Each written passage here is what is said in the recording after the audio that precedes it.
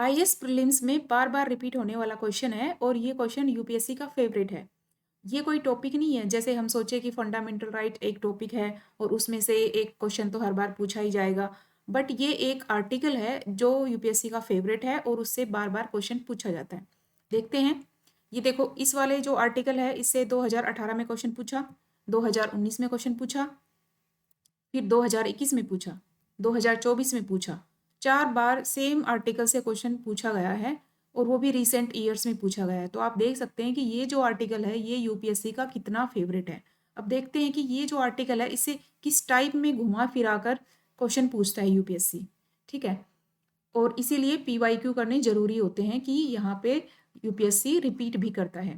तो ये है 18 में जो आया वो देखते हैं कि कौन सा आर्टिकल था और क्या क्वेश्चन था। क्वेश्चन है, निजता के अधिकार को जीवन एवं व्यक्तिगत स्वतंत्रता के अधिकार के अंतर्भूत भाग के रूप में संरक्षित किया जाता है। भारत के संविधान में निम्नलिखित में से इस किससे उपयुक्त कथन सही और समुचित ढंग से अर्थित होता है। ठीक है, तो ये जो स्टेटमेंट है ना, एक तो ये याद रखनी है क्या स्टेटमेंट है कि निजता के जो अधिकार है उसको जीवन एवं व्यक्तिगत स्वतंत्रता के अंदर रखा गया है और ये नीचे वाले किसमें से दिखाई देता है, मतलब ये क्वेश्चन है।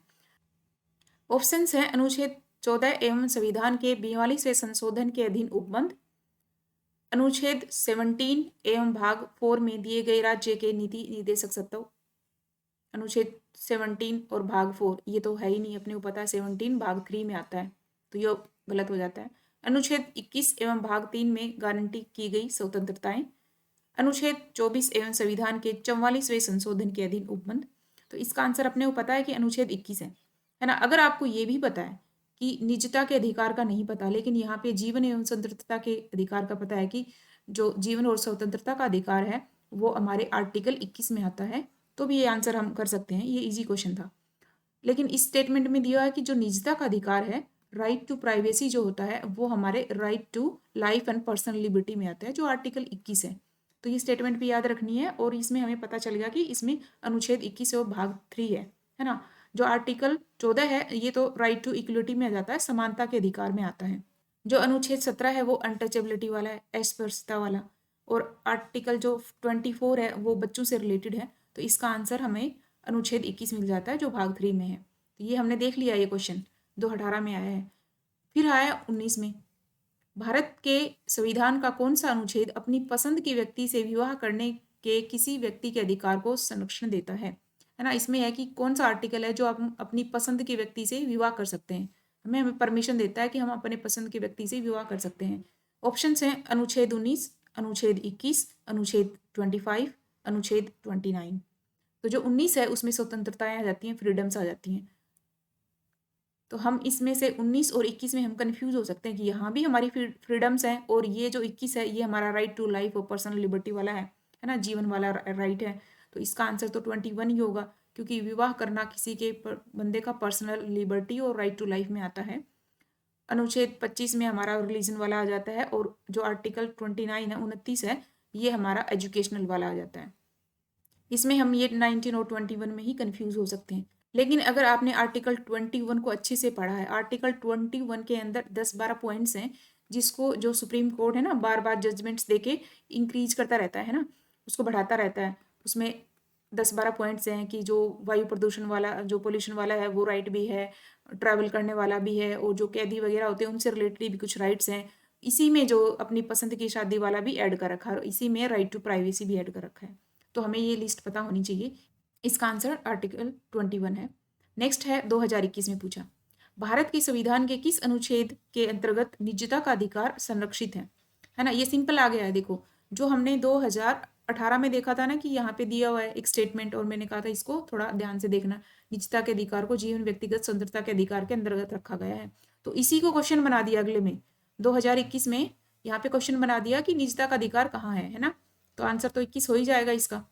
तो इसलिए PYQ मस्ट होते हैं। देखो सीधा क्वेश्चन आ गया है। एक क्वेश्चन आपका सिलेक्शन इन भी करवा सकता है और आउट भी करवा सकता है, इसलिए इंपॉर्टेंट है। अब फिर देखो 24 में क्या है, भारत के उच्चतम न्यायालय ने निजता के अधिकार को भारत के संविधान के निम्नलिखित में से किस अनुच्छेद के अंदर रखा है। तो वही क्वेश्चन आ गया है, 21 में रखा हुआ है। ये भी उच्चतम न्यायालय ने रखा है, ये भी याद रखना है ना। जो जुडिशियल एक्टिविज्म होती है ना, जुडिशियल एक्टिविज्म आपने नाम सुना होगा, एक जुडिशरी अपनी मर्जी से कई बार एक्टिवेट करती है, उसे लगता है लेजिस्लेचर काम नहीं कर रहा है और मुझे ही स्टेप इन करके कुछ काम करना पड़ेगा, तो वो खुद काम करती है। तो इसमें ही जुडिशरी ने निजता के अधिकार को भारत के संविधान के आर्टिकल 21 में रखा है। ठीक है, तो आप देखो ये एक आर्टिकल 21 उससे रिलेटेड कितने क्वेश्चन पूछे हैं, रिसेंट ईयर्स में पूछे हैं, कंटिन्यूसली पूछे हैं, और ये सबसे लो हैंगिंग फ्रूट्स होते हैं, सबसे इजी क्वेश्चंस होते हैं जिनको हमें किसी हाल में गलत नहीं करना होता, हमें राइट करना होता है। इसी बेसिस पे हम ऐसे इजी इजी क्वेश्चंस को अगर इग्नोर कर देंगे या फिर हमें नहीं आएंगे तो हमारा प्रीलिम्स क्वालिफाई नहीं होगा। इसलिए जो इजी क्वेश्चन होते हैं सबसे ज़्यादा फोकस करना होता है।